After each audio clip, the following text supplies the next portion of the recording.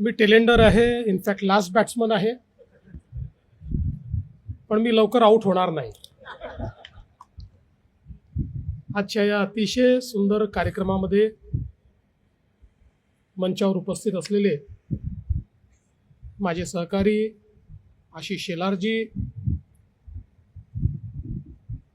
Mumbai cricket असोसिएशनचे अध्यक्ष अजिंक्य नाईकजी, जितेंद्र आव्हाडजी, विशेष रूपाने या ठिकाणी उपस्थित असलेले सुनील गावस्करजी, दिलीप वेंगसरकरजी, त्याचप्रमाणे आज ज्यांचा सन्मान आपण केला ते रवी शास्त्रीजी, मंचावर उपस्थित श्री उन्मेष खानविलकर, निलेश भोसले, अरमान मलिक, आजच्या दुसरे आपल्या सन्मानार्थी डायना डुलजी,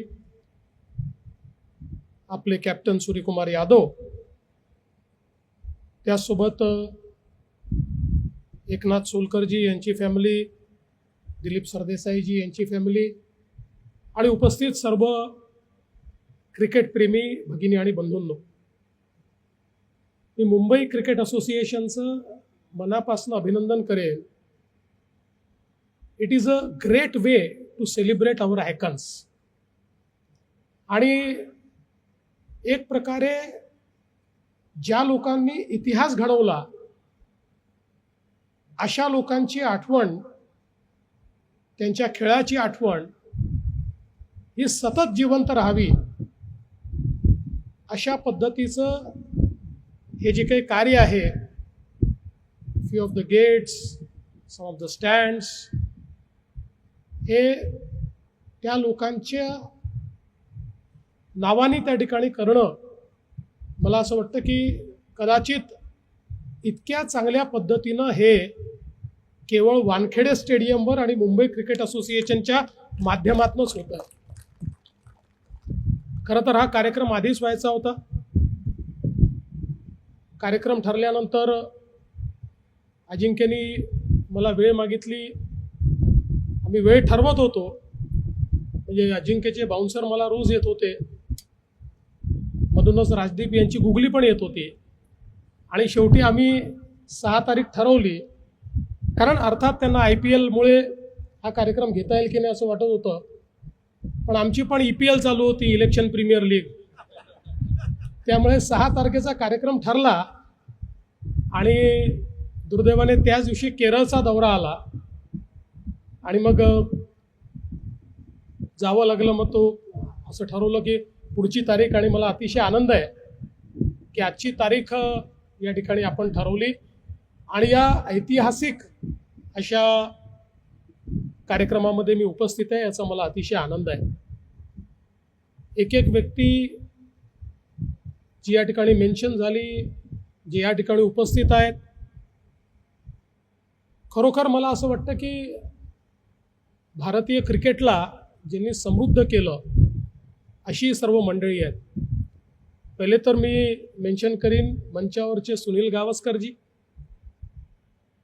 खऱ्या अर्थानं एक अतिशय आयकॉनिक प्लेयर. मगाशी जसा उल्लेख झाला की त्यांच्यापेक्षा कितीतरी फूट उंच असे वेस्ट इंडिजचे प्लेयर, आणि त्या काळची त्यांची जी काही बॉलिंग असायची, आणि आपल्याला पिचवर ती अशी गोल टोपी घातलेले सुनील गावस्करजी केअरलेसली, मी तुम्हाला गिनतच नाही, अशा प्रकारचा अप्रोच घेऊन त्या ठिकाणी फिअरलेसली विदाऊट हेल्मेट खेळताना दिसायचे. There was no helmet.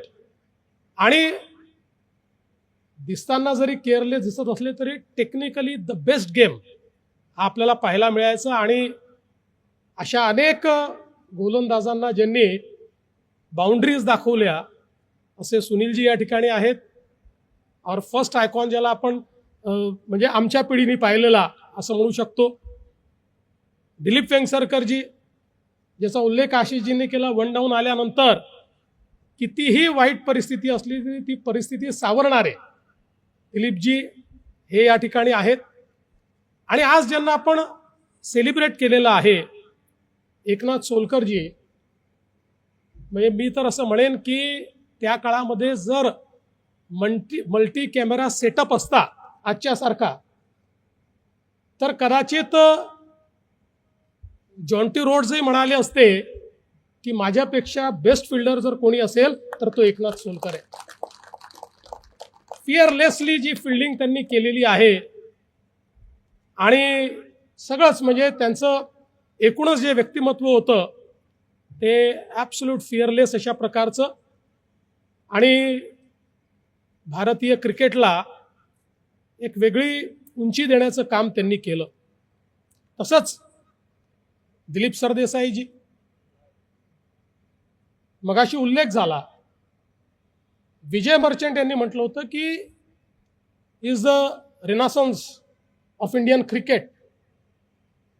आणि वेस्ट इंडिजमध्ये जाऊन त्या ठिकाणी मॅचेस जिंकायच्या, सिरीज जिंकायची, ज्या गोष्टी अशक्य वाटायच्या त्या गोष्टी करण्यामध्ये वेस्ट इंडिजमध्ये, इंग्लंडमध्ये त्यांचा जो सहभाग होता, विशेषतः 642 runs with an average of 80, 3 centuries, त्यातली एक डबल सेंचुरी,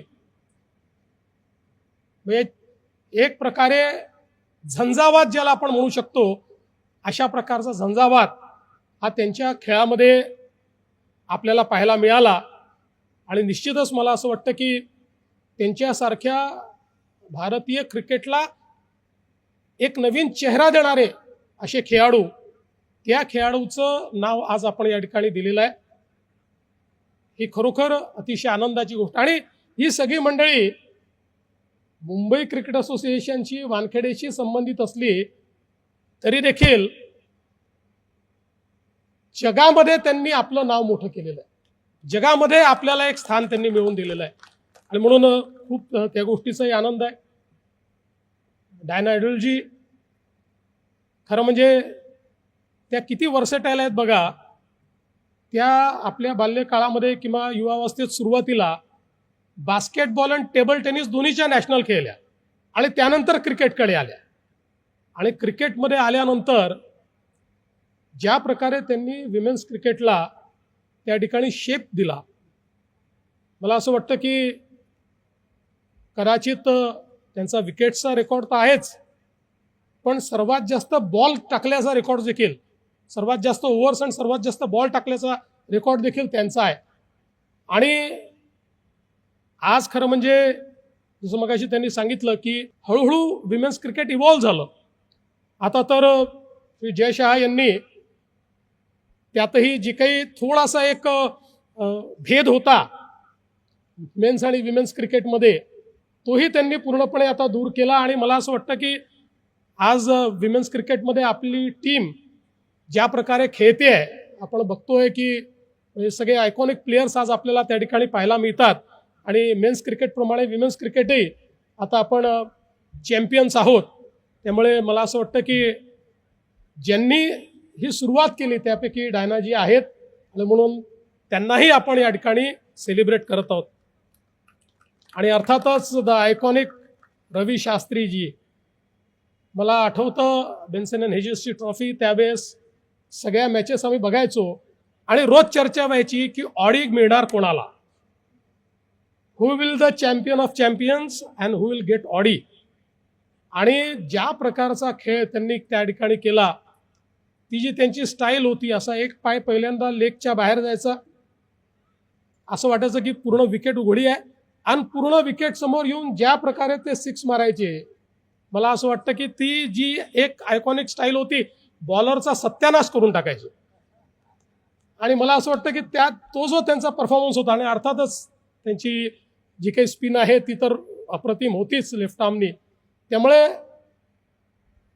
एकूणच त्यांची बॅटिंग, त्यांची बॉलिंग पाहता, आणि ज्यावेळी महत्वाची खेळी खेळण्याची वेळ असायची अशा वेळी हक्कानं ती खेळी खेळणारे हे रवी शास्त्री होते. आणि म्हणूनच आपण खरं म्हणजे त्यांची बॅटिंग, त्यांची बॉलिंग आणि त्यांचं ॲग्रेशन हे आपण सगळं बघितलं. आणि इथे मेन्शन देखील झालं की ऑन फील्ड तर ते बेस्ट होतेच, पण कोच म्हणूनही ते बेस्ट, कॉमेंटेटर म्हणूनही त्यांनी, म्हणजे आजही is one of the best commentators. त्यामुळे एक अतिशय वर्सेटाईल अशा प्रकारची पर्सनॅलिटी ज्यांनी भारतीय क्रिकेटला एक नवीन उंची दिली. आजही मला आठवतं की ती जी ऑडी आहे ती घेऊन असं गोल चक्कर सगळे, कोणी त्याच्या आत बसलाय, कोणी त्याच्या वर बसलाय, आणि अशी सगळी चक्कर त्या ग्राउंडला, त्या ठिकाणी मला वाटतं बहुतेक मेलबर्न असेल किंवा आय थिंक MCC होतं, त्या ठिकाणी ती चक्कर असं अगदी डोळ्यासमोर आमच्या त्या ठिकाणी येत आहे. आणि म्हणून मला असं वाटतं की एका अतिशय भारतीय क्रिकेटला समृद्ध करणाऱ्या अशा प्लेयरचा आज आपण या ठिकाणी हा स्टँड त्याचं आज उद्घाटन केलेलं आहे. हे देखील अतिशय आनंदाची गोष्ट आहे. आणि अर्थातच आज आपण ज्यांचा सत्कार केला, सूर्यकुमार यादव, ज्यांना 360 डिग्री प्लेयर म्हणतात, त्यांनी इतके नवीन नवीन शॉट शोधून काढलेले आहेत.